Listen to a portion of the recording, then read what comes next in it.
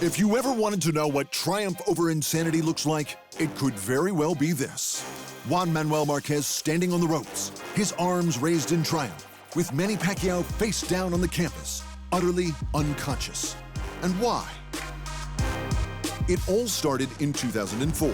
The counterpunching extraordinaire Marquez held the WBA and IBF featherweight world title, and the power-hitting lineal champion Pacquiao challenged him for those titles. They were both spectacular talents, but relatively unknown outside of their home nations. At least not until the end of round one. Pacquiao came out hard and fast, blitzing Marquez with power and speed unheard of in featherweight history. And the Mexican went down 3 times. But not only did he keep getting up, he somehow edged his way back into the bout so far that it was declared a split decision draw. One judge even scored it 115 to 110 for Marquez. It seemed like a mathematical impossibility. With 3 knockdowns in the opening round, one judge scored 10 of the next 11 rounds for Marquez to give him the win, despite Pacquiao outlanding him in 5. But the real controversy didn't begin until the judge who scored it a draw openly admitted to making a mistake. Basically, I screwed up, confessed Bert Clemens. I was of the understanding that in a round with 2 or more knockdowns, multiple knockdowns, it should have been 10-7. And that's how one of the greatest rivalries in boxing history started, with 12 rounds of hell and a mistake. 4 years later, they met again in a bout aptly titled Unfinished Business. And unfortunately for the fighters, the result was remarkably similar.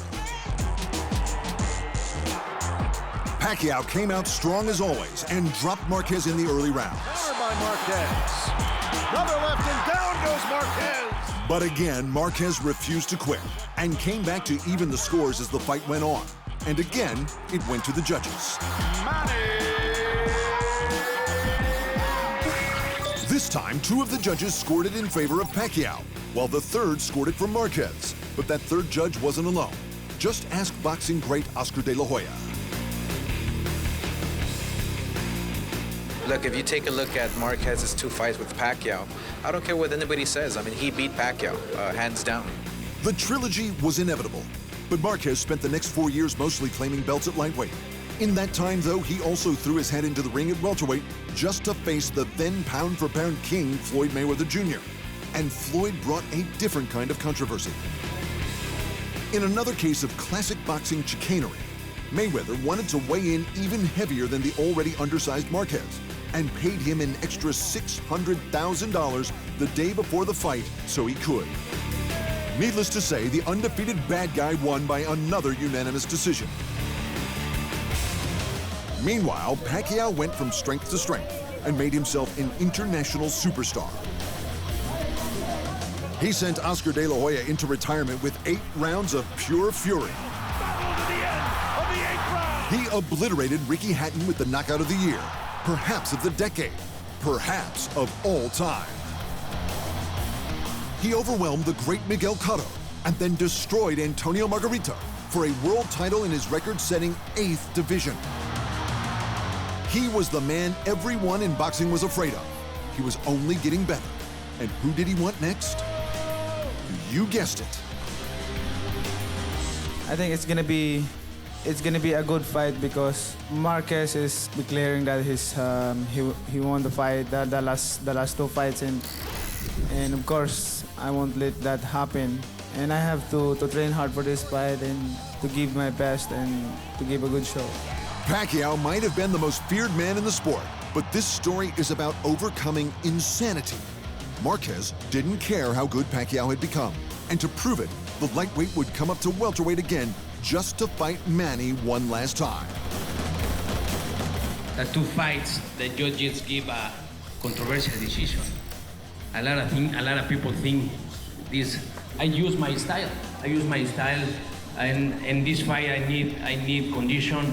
I need everything because this fight is in a different way. It's gonna be a last fight with Marquez, and it's gonna be a good fight, exciting fight. Somehow, the third fight was as brilliant as the first two and even closer, with Marquez taking it to Pacquiao from the start. But again, the bout went to Pacquiao by decision. While one judge scored it a draw, the other two scored it in favor of Pacquiao. Not one scored it for Marquez. And the result? The readers of Ring Magazine voted it 2011's Robbery of the Year. In a generation where fighters rarely get a rematch,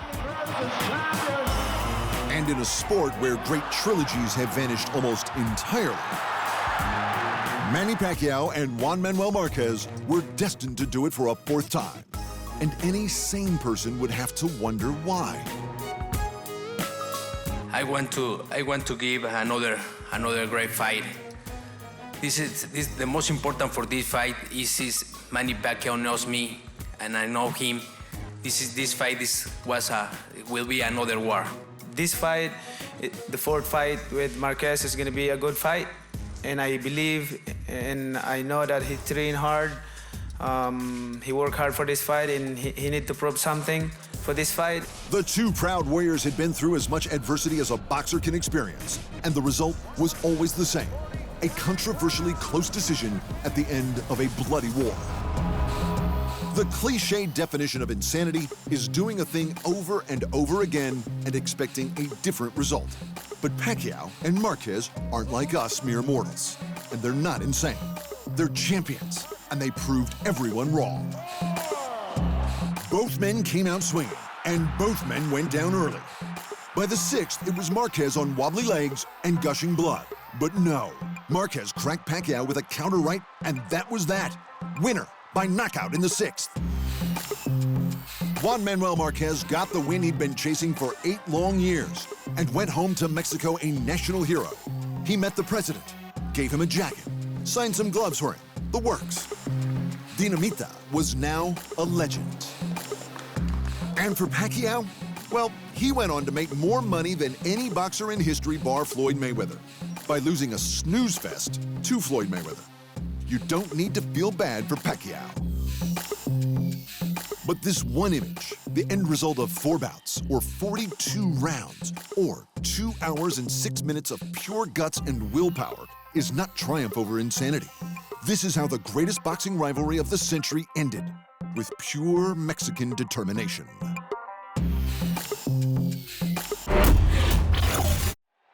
Thanks for watching.